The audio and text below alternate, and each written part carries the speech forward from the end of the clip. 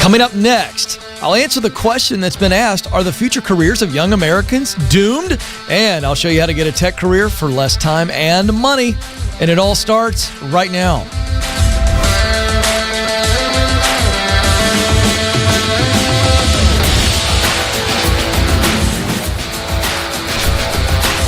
I'm coming to you live from Ramsey Studios in Nashville, and you are joining a conversation about who you are, what you were created to do, where you want to do that, and how you can get there. How do you make the dream a reality?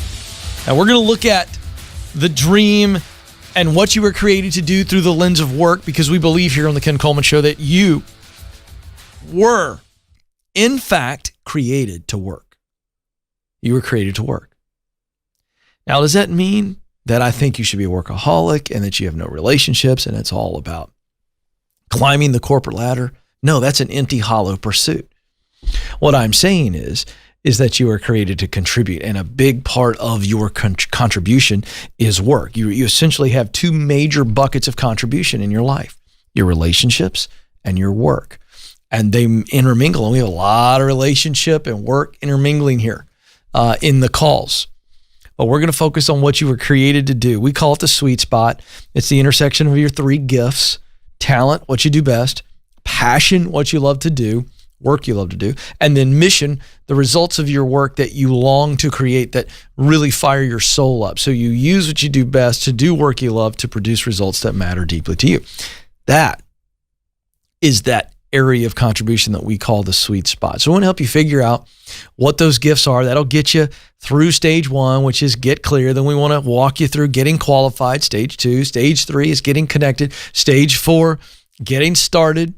Stage five, getting promoted. Stage six, getting the dream job. And then you're really in stage 6 and 7 consecutively as you work like no one else. Now, once you're in the dream job, it's about expanding the vision of that dream, expanding your influence.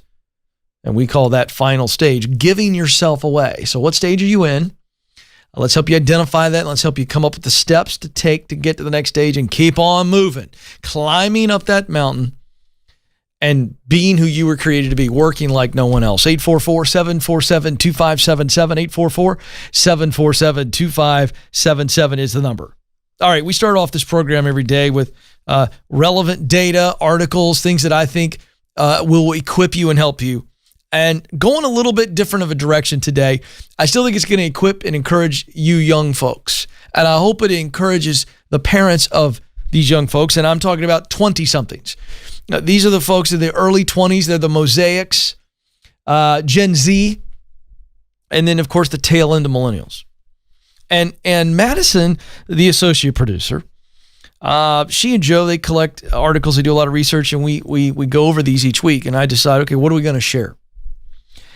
And when Madison showed me this one, the headline screamed at me.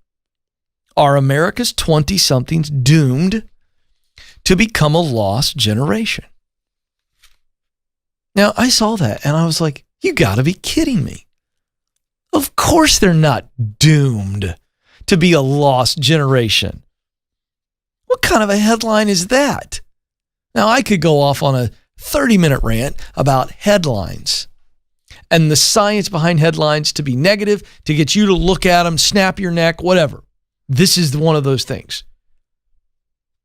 Because it is a preposterous question. And my emphatic answer is, you 20-somethings, yes, you're coming out of college in a tough time. The pandemic has reset a lot of issues and things that are creating real hurdles for you. But are you able to overcome those challenges? Yes, you are, because you're a human. And the human spirit is the most powerful thing on this planet. And it is preposterous, ridiculous, incredulous to say, to even ask, are America's 20-somethings doomed to become a lost generation? It's ridiculous. Here's the reality. They're trying to build this question on these data points. I want to share the data points, and I'm going to come back to why these data points aren't relevant information, foundational information to ask a ludicrous question like this. The unemployment rate for young people aged 20 to 24 was at 12.5% in September. It was the highest unemployment rate demographic among all adults. In April of this year, the height of when the pandemic was really kind of taking off and really in the early days, and the shutdowns, furloughs, everything's happening rapidly.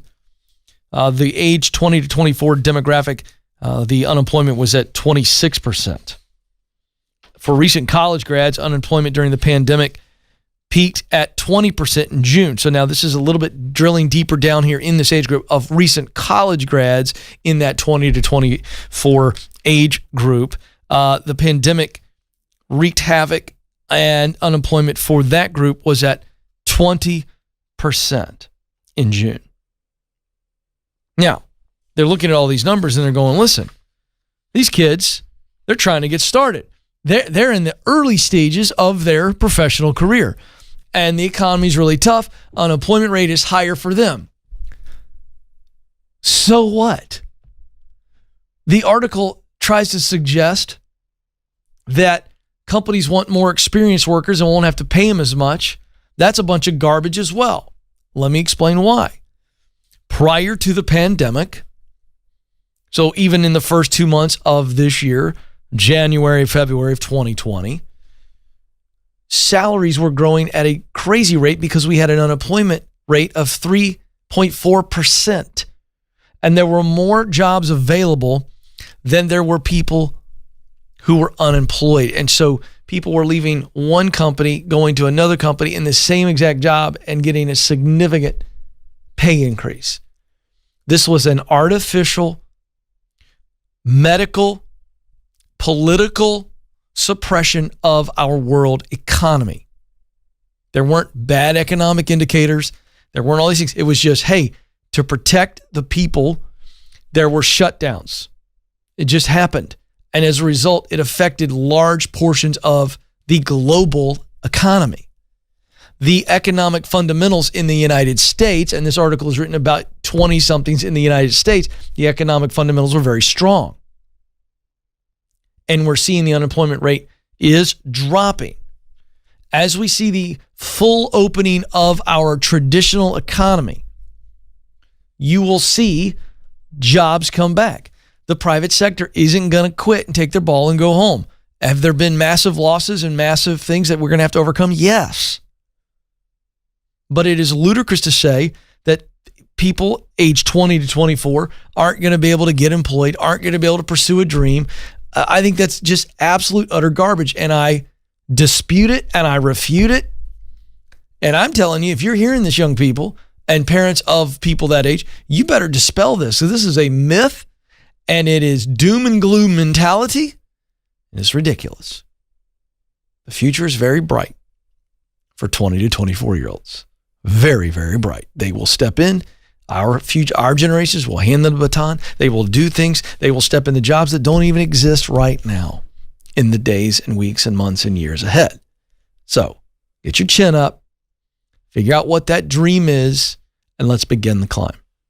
844-747-2577, 844-747-2577. Let's go to Boise, Idaho to start us off today. Jennifer is there. Jennifer, you're on the Ken Coleman Show. Thank you for having me. You bet, Jennifer. How can I help? I am miserable. Oh, boy, that had about 5 syllables in it. That's not good.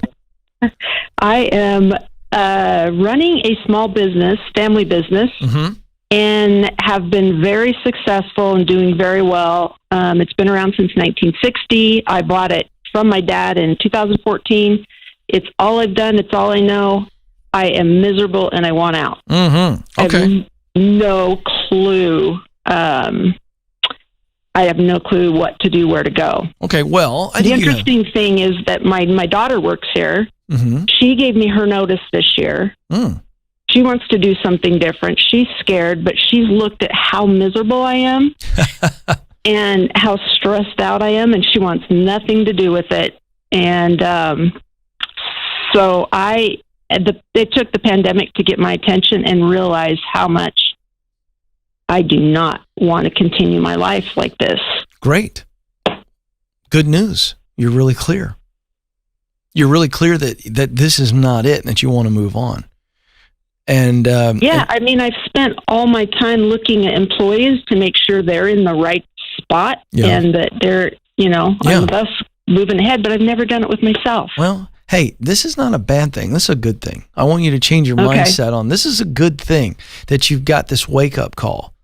So I want to go a couple ways here. First thing I want to do is I want to know why you're so miserable in the work. Describe what about running this business makes you miserable.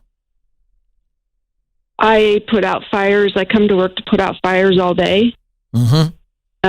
And I've lost a lot of team members, people that, not really team members, but employees that don't want to work because they're afraid of getting COVID.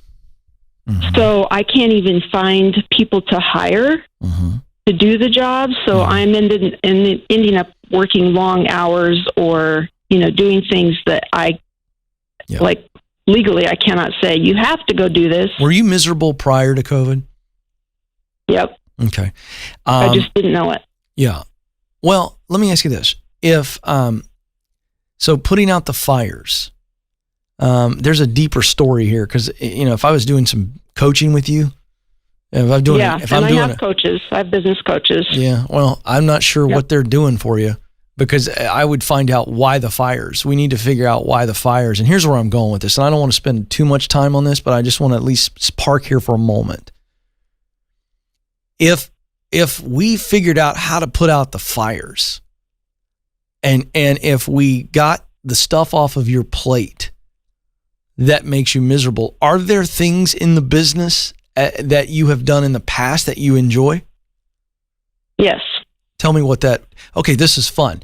I want you to tell me what those are, but I want you to tell me with the context of if you could make the changes today. Let's say that I just waved my Ken Coleman Show pencil in the air and went poof.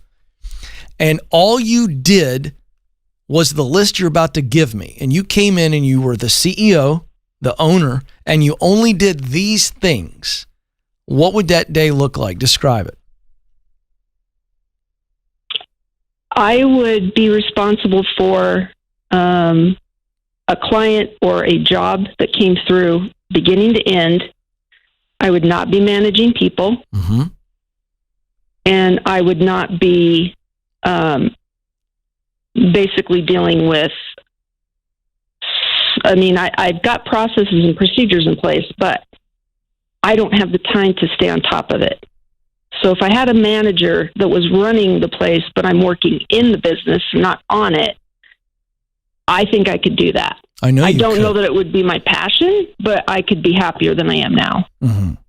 Okay. Well, let's pause that idea. What do you think is your dream? What if we sell your business today and we make some nice money on it and you get to start fresh? What would you do if you knew you couldn't fail and it was just you? You're doing your thing. What would you do? I would definitely be doing something that doesn't involve, I like to be active. So climbing a ladder and painting a building, that sounds appealing to me. Really? Manual labor? Labor, yeah. Okay, be more specific. Dream for a second. What would you do? Just for fun. You don't even have to commit to it. In Phoenix, Arizona. What would you do? What'd you say? That fills me up. Phoenix, Arizona fills me up. I go there a couple times a year. Yeah, but I'm saying, what would you do for a living if just for fun? You knew you couldn't fail. You didn't even have to commit the rest of your life to it, but you do it tomorrow in Phoenix. Let's have some real fun with this since we're there. Let's just move. Landscaping, working in a nursery. Interesting. Are you entrepreneurial? Completely different. Yeah, I am. So eventually you would probably start your own landscaping business and you would be hands-on. Right. Mm-hmm. What is your? I don't want to run the business though. I get it. So what is your business right now? What kind of business is it? It's a sign company. Sign company? Yeah, signs. Okay. Are you profitable? Yes.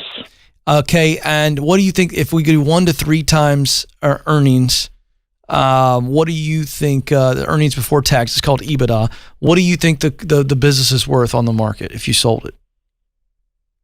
Probably $500,000. And do you owe any money on the company? Any debt? Any company debt? Just the loan, the government loan. How much? It's $65,000, but it's supposedly the PPP, so it should be forgiven. Oh, okay. So the thing here is I'm walking you through. If you sold it, and let's say you walk away with $450,000 or $500,000, do you get all of that, or is there anybody else that are stockholders that would get any money from I'm it. Well, so now you've got some time to just chill out and decide what your next move is, and decide, do you want to stay in Boise and go work for somebody for a while and just to be a landscape designer and pull a paycheck, because you really don't need the money, but you kind of figure out, what would it look like if I ran a business? Because here's what I think the challenge is. I always want to drive you to your dream. I really do. And so the landscaping thing, I think that's something that I think you need to take steps towards. So I think you sell the company. But if you were to decide to stay in the company, the real challenge you have, and even going forward in landscaping, if you own your own business, your challenge is you aren't necessarily gifted at working with people. That doesn't make you bad.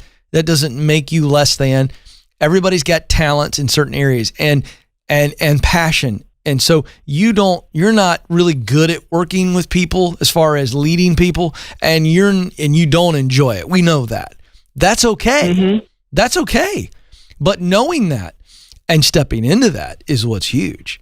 So if you were to ever run a business again, your deal is you're going to work with the customer because you're okay working with a customer, because that's a straightforward transaction. Well, you just don't want to lead a bunch of people problems and deal with all that stuff. You just want to do the work and make sure that the vision is being, minded to. So I think if I were you, I would sell the company. I'd take some time off and play with the dream a little bit, and show up and do some landscaping for a while. Look into landscape architecture. What would that look like if you were essentially worked for a bigger company and all you did was come in and work with the client, designed it, and then went to the next thing, and you weren't leading a team of people. You got a nice chunk of change in your pocket. I think that's the path. I'd sell the business if it were me. Yeah, that's where I'm at. That's exactly where I'm at. Did I answer your question then? You've validated kind of where in my head I was going. As far as the landscape thing, I just threw that out because you asked me the question, but I never pictured myself doing it. Start picturing it, because here's the deal. Okay. When you pocket $500,000, I want you to take 3 to 6 months and just picture a future. It'll come to you. Oh, not do it right away? No. Well, it'll play around, but don't go all in. Like, maybe go work for somebody locally. Just show up and start working for a landscape company in Boise, and just get out there and see what that feels like. Okay. Because remember, you don't need the money. It's not like a pressure situation, but it's kicking the tires. Okay. You see what I'm saying? I like that. Yeah, and keep listening to my program. Listen to me. Oh, I do. Walk people through. You know how to figure out the sweet spot. Do it yourself. Go take the Career Clarity Guide. It's free at kencoleman.com. In fact, you need to do that, Jennifer. But here's the deal. Those are the steps. Sell it, breathe, experiment, explore, go to Phoenix, stay in a nice resort when they open up, get yourself a massage, and continue to dream and figure out what it is you want to do. You know what I'm saying? It'll come to you. So I'm not saying that you have to do landscaping, but that question I ask you, what would you do if money wasn't an object and you just wanted to work to stay busy and do something you love? There's a reason why I talk about passion and mission. Passion is work you love to do, the work itself. Jennifer, you love physical labor.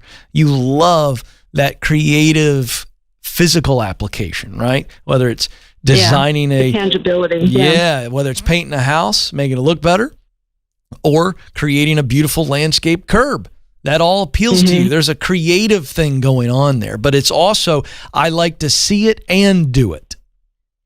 And so you've got to follow that, and the answers are there. So go, Jennifer, you're ready. Let's go. Oh my gosh, we're going to stay in Boise, Idaho. Boise's popular on the Ken Coleman Show. Natalie is in Boise. Natalie, you're on the Ken Coleman Show. Hi, thanks for taking my call, Ken. Sure. Do you by any chance know Jennifer? We don't know her last name, but it was just Jennifer in Boise. Any chance you know Jennifer? I don't know. I might have used her sign business before. Hey, I like that. All right, Natalie, it's all you. How can I help? So I am actually living my dream job right now. I'm a stay-at-home mom, and I absolutely love it. Love it. And it's just a season, and I was a high school English teacher for 5 years, and I loved that. And to stay certified, you have to take so many classes every year. So I'm keeping my certification up in case I want to go back to teaching. But now that I've been out of teaching for about a year, I'm wondering if I want to pursue some other passions and maybe use these classes that I need to take anyway. So I don't know. I'm just trying to figure out what's wise with my time, because my time is very precious to me with my daughter. So. Well, I want you to keep asking me any questions that you have. I want to take kind of a higher level stab at what you just asked me. And I think how to determine what's wise is really your specific question, even though it's not as detailed. And I think you have to determine, okay, I've got X amount of hours per week. I think it's that simple. I think you really run that exercise out because you're in your dream right now. You're a stay-at-home mom. Let me tell you something. Natalie, I've got a soon-to-be 12-year-old. I got another 12-year-old. I've got a soon-to-be 15-year-old. It goes so fast. And so I love where your head and heart are. I think it's as simple as going, if you were my wife, I'd go, babe, how many hours do you legitimately have? Let's just be very conservative here, because you got some weeks where something goes on with the kid, right? Something gets rescheduled for the kids' sports or whatever, and it throws your whole day. So realistically, how much time do you have? I would challenge you to come up with a conservative number. If it's 5 hours, 3 hours a week, I don't know, it may be as much as 10. I don't know, you do. I would start there. Because once you have a realistic, it's like budgeting your money. You got to budget your time. And once you're realistic on what you really have, you go, all right, I have limited time, and so I'm going to apply that time like I would my money in a budget, and I'm going to put the money where it's making the most effect. So you're looking at, you're going, okay, what about this class over here, or what about this? Which of the things that I'm tinkering with and kicking around that I'd like to do to stay current on what's the highest priority? And so I would go at it that way. Is that answering your question for you? It's starting to. The hard thing for me is, like, I've been listening to you for a while, and you really push people to say, well, what's the thing you would do if there was no, if you didn't have to worry about money or things like that. And the thing that I would love to do, as I honestly, ever since I was young, would love to be a writer. And I taught English, and I loved teaching writing, and I loved teaching. I just don't see myself going back to it anytime soon. I don't ever see you going back. Let me free you from that. Okay. Really? Let me tell you why. When you just talked about writing, your whole tone changed. Huh. You've always wanted to be a writer. You said those words. So to me, teaching is only a day job option. Meaning if you just at some point want to go back and make a little bit of money for something or whatever, and because you're qualified, you could step back in and do it. Maybe you do it for a season to help further this dream of writing. But as far as doing teaching long term, I'm taking that off the table for you, because it's nothing more than a functional day job. Do you agree with me? Yeah. Of course. What do you want to write? What if I told you, Natalie, go write, and in 2 to 3 years, you're going to be wildly successful as a writer? What does that look like? What's that mean? What are you writing? Novels? Educational books? What are you writing? I think it'd be like, I don't know, some fiction or even some nonfiction, because I adopted my daughter internationally, and so I do a lot of like short writing, blog posts and things like that, and people are very interested in that. And so and I have started to write some, just using my experience as a high school teacher, writing some fiction. I just kind of did it for fun, and I really liked it. And I love reading. I read like 50 books a year. So I'm very interested in reading and writing. And so I don't know. I want you to do both. Yeah. I want you to do both. I want you to keep writing, about adoption issues and things that you've learned. And then I want you to also take a real, get after it. Don't let anybody see it until you want to show it to them. But I would write that first nonfiction piece. I'd write that first fiction piece. I really would. There's something in the actual writing when you commit to do it. And I'm not talking about, don't start this deal and go, well, I'm trying to write something that's going to get published. Don't even think about that. Write a story that you would want to read, that would entertain you, that would move you, that would inspire you, that would challenge you. Write that fiction story. And then when it's done, let's see what happens. You can self-publish it. You can start shopping it. And I'm actually going to send you to a friend of mine. She was actually on the program. We had her on our YouTube. We have the Allie Fallon. Is the Allie Fallon conversation? It was on the podcast. Okay. But it's not on YouTube yet? Okay. I want you to look up Allison Fallon. Her website is ALLISON Fallon.com. Okay. Okay. And she was on our podcast. Is that searchable? It is. So they can go into the Ken Coleman Show podcast and search Allie Fallon. Okay. Will you promise me to do that, Natalie? Yes, I promise I'll do that. Because listen, it's free. Okay. And listen to the interview that I did with her. It's going to fire you up. Yeah. It's going to set you free.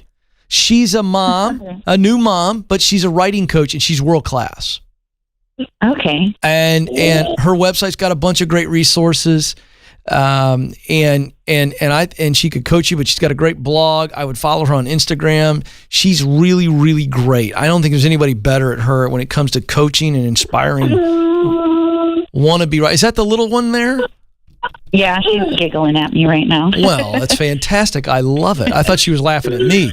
But anyway, if you do that, I think you're going to be really inspired. So back to your initial question, where do you spend most of your time, that free time? I would spend it on writing. Okay. And again, if you need to keep your classes, or yes, I think you should sign up for what Allie's doing. She's the best. Okay. She's got great courses, and that's why I'm sending you to her. I think you should consider. I'm not endorsing it, saying you must do it. I'm saying I endorse her quality and I endorse her. And you make up your own mind if you want to pay for the classes. But I would start with her, and then I would also start writing as well. So hey, thanks for the call, and I love it. I love the. It may have been the child that said woo earlier. Oh, I thought it was Natalie. I was like, oh, this is exciting. Natalie's getting fired up, and it's like a little kid going woo, whatever. So oh well. Uncle Ken's always here to entertain the kids. 844-747-2577. All right, let's go to the chat room. Let's see what we got here. Hurricane. Oh, that's fun. I need a username like this. I need a username that has this nature, force of nature thing to it. I think I would like to be Tornado.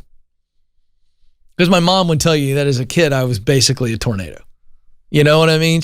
Yeah. A little messy, a little bit in a hurry. Don't say anything else, Madison, okay? You've already said enough. I understand. All right. I'm starting to get insecure all of a sudden. No. Hurricane asks, what should I do if I feel I'm being overlooked? Okay. I love this question because there's a lot here. Okay. There's a lot below the surface. I wish, Hurricane, that you'd call into the show. Because I'd like to know more. But I'm going to walk you through some things. First, you need to verify that you're actually being overlooked. How do I do that? Well, you need to talk to coworkers, and you're going to have some maturity here. You can't go in and start sounding like a gossip or a complainer, a whiner. You can't do that. You got to be straightforward. You got to be humble and say, hey, just curious, do you think that I've been overlooked for this opportunity? Get the peer answer. And then I would sit down with the leader and say, hey, I'm not saying this is a fact, but I've got a feeling, a voice in my head that I don't want to listen to. And so I'm coming to you. I feel like I've been overlooked, or I'm wondering if you are considering me for this. So don't say overlooked to the leader. Go, have you considered me for this? I'd like to be considered for this. And so this is where, again, you're not on the phone, so I don't know if you've already done this. But I always, when somebody says this, I go, okay, that's probably real, but there's a chance that it's not real. And so we want to verify this, because sometimes we get in our minds through a set of circumstances that our leader sees us one way, and it's not the truth. And we are unwittingly contributing to the perception that we have, meaning it's not real, but we've created our own perception that it is in fact real. So I want you to really dive in. Humility with the leader to say, hey, I'm raising my hand. I have been raising my hand. Maybe I'm not raising enough. Is there anything I can do to move up?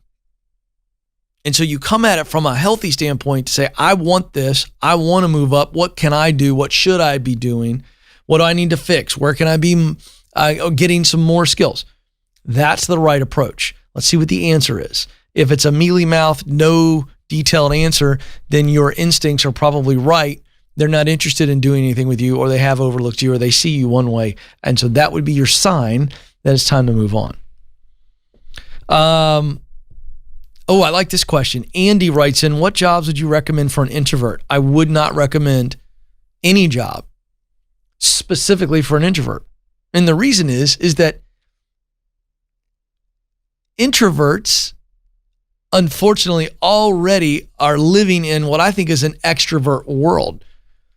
I'm an extrovert, and so I can say this, I think, that I think the world does slant. It kind of just leans toward the extrovert. But when I say that doesn't mean that I'm making excuses for introverts. But what I'm saying is that it's ridiculous to me that even exists, because introverts are just as good at every job that an extrovert would be good at. You say, oh, come on, Ken, that's not true. What about a salesperson? I'm telling you, some of the best salespeople in the world are introverts. I mean, let's really break this down. Does a salesperson have to be like, hey, man, how you doing? It's a great day to buy a car, isn't it? Now, let me tell you something. If that guy approaches me, Joe, I'm like, oh, geez, no thanks, man. You're radioactive. Turn it down. Versus what I would consider a true introvert approach, introspective, thoughtful, engaged, good listener, not trying to dominate the conversation. Okay, so introverts, and I could go down the list. Introvert, extrovert is just a personality feature. That's what I'm going to call it. A personality. Maybe it's deeper than a feature. Maybe it's, I'll call it a default, right? So it comes with the computer. You're extroverted. Some are higher extroverts. Some are high level of introverts. And then there's a scale. So if we got extreme extrovert, extreme introvert, then we're all somewhere on that spectrum. But that's a default mode.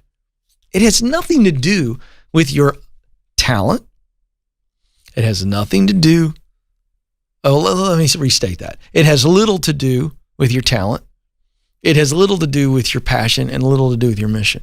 It's just the way you like to engage. It's your comfort zone as it relates to interpersonal interaction. So don't let anybody label you, and don't label yourself, because that's what's happening. I don't like that label.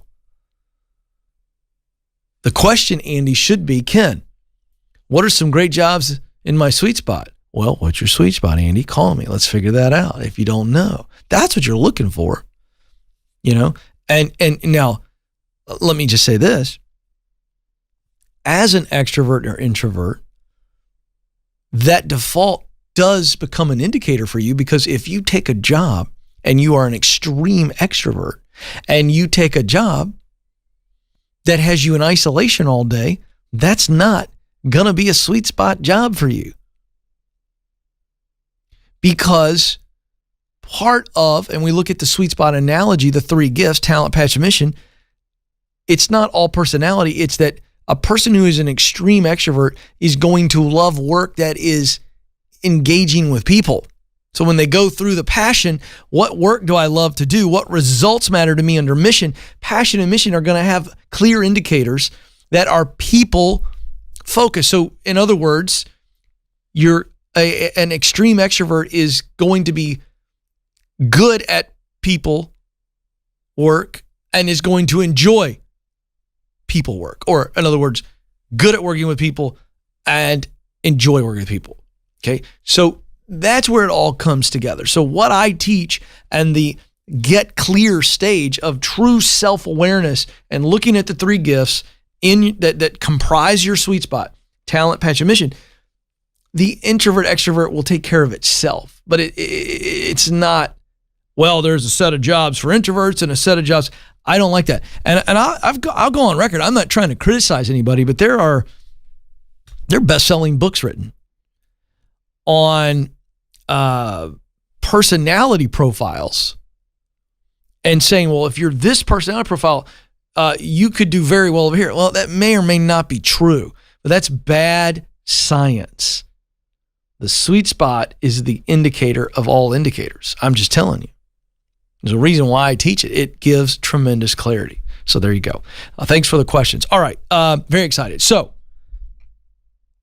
what if I told you that in 9 months and for a fraction of the cost of a semester or a year at a major state college, you could get trained and get placed in the technology sector and be on your track to making six figures? Now, this is for those of you who want to switch or want to start into the tech industry, and the tech industry, technology is in every industry. There's no industry that doesn't have massive technology in their business, in their organization, and thus the need for people that are skilled. This is a great future for some of you. It is in your sweet spot because you love working with processes and things. You're good at it. You've got that technology wiring. Some of you go, well, Ken, I think I've got it, but I don't have any experience, and I'm not even sure I have the skills. You don't need the skills. Your brain can be trained to do very well in technology, and I'm so excited to announce a partnership with Bethel Tech. I recently had their CEO in with me, Ryan Collins, in this studio, and we continue our conversation about how easy it is to partner with Bethel Tech and move into a career in technology. Watch this. All right, Ryan, so let's look at the landscape. There are a lot of tech jobs that were available pre-COVID. They're still there. The tech world isn't going to slow down. Give us, and the folks that are watching and listening right now, give us a sense of the range of jobs in the technology field that not only are you training them for, but that they can be considering. Yeah, absolutely. So, we focus on software development, data science, and UI UX design. And those are really entry points to grow in the tech space. And every company is a tech company. I mean, the future of work is in tech. Pre-COVID, 1 million unfilled tech jobs in the U.S. alone, and only 60,000 computer science graduates. Over the next 10 years, software developers, that job is growing 22%. If you look at U.S. News and World Report, Indeed, Glassdoor, all the major job publications, they all list software developer as the number one job in the U.S. And it really is a starting point for you, and that's the whole point. So, and the beauty of that is, I think a lot of people think, oh, I got to go to a school and then I have to go to a tech company like Facebook or Microsoft, which is awesome. Like, if you can do that, that's great. But, the thing is that all these other major companies need it as well. Finance, healthcare, major in finance and insurance and healthcare, manufacturing. Every company is focused on finding qualified talent. And, just last year, they could only find one qualified candidate for every 3 open positions. And this is good paying. Starting pay for a junior developer is $66,000. Wow. It's not uncommon to be making 6 figures in 2 to 3 years. Wow. And they're just waiting for somebody to be trained. Yeah. And I'll tell you too, I know we're in an interesting season now where, with jobs and everything, but I just had one of the Fortune level healthcare companies just reach out to me last week, said, hey, Ryan, in the next 12 to 18 months, we are hiring 4,000 new technologists in our tech space. So we need you. We need your students and graduates like yesterday. 4,000 positions. Folks, I hope you're listening to this. You're essentially 9 months away from getting qualified. and maybe not that much longer after that to actually getting placed. When Ryan's got folks calling him saying, hey, send me your students, that's a really good place to be. And we're partnering because there's a massive need and there's a massive desire on your end. And Ryan and his team at Bethel Tech, they can get you where you want to go. We've got a very special offer. Tell them about the discount and where they need to go to sign up or at least kick the tires right now. Yeah, well, you can go to betheltech.net/Ken Coleman, and we're offering a $500 tuition reduction to anybody who comes through that channel. So maybe that's for you, maybe that's for your son or your daughter or a friend or somebody at church. Like, I would highly encourage you to give them that information as well, and we'll take care of them. Oh, I love it. It's fun to know that people are waiting. They're waiting for your students. So jump on this. Do not wait. Call Ryan and his team and learn more about how you can get started right now. I'm so excited about this, folks, because these are the partnerships that we are going to continue to forge for you. I want low cost and effective amount of time for you to be able to get qualified to do what you want to do. And you've heard me rant and rave about this. And I'm putting my money where my mouth is, because college is not the only way. It's not even the best way for a lot of you. It is great organizations like Bethel Tech that can get you qualified, get you connected, and get you started. That's stage 2, 3, and 4, and they are squarely in my clear path for you to reach your dream job. And I'm very excited about this. Check it out. You make your own decision, kick the tires, talk to them, tell them I sent you. And if you sign up, you're going to get the $500 tuition discount, but you are going to be on your way. So I want you to spread the word, friends and family that are thinking about technology as the field they want to go into. You feel like you're in your sweet spot. You better do your homework and don't just chase the money on this. But this is a great way for you to quickly and cost effectively get qualified. And again, what I love about Bethel Tech is they're not just qualifying you, they're connecting you and helping you get started. So check them out. Again, it's betheltech.net/Ken Coleman. All right, Joe, my time is almost up. But before I let you go, I want you to know that you matter and you do have what it takes. Thank you so much for joining us. Until next time, this is the Ken Coleman Show. Press on.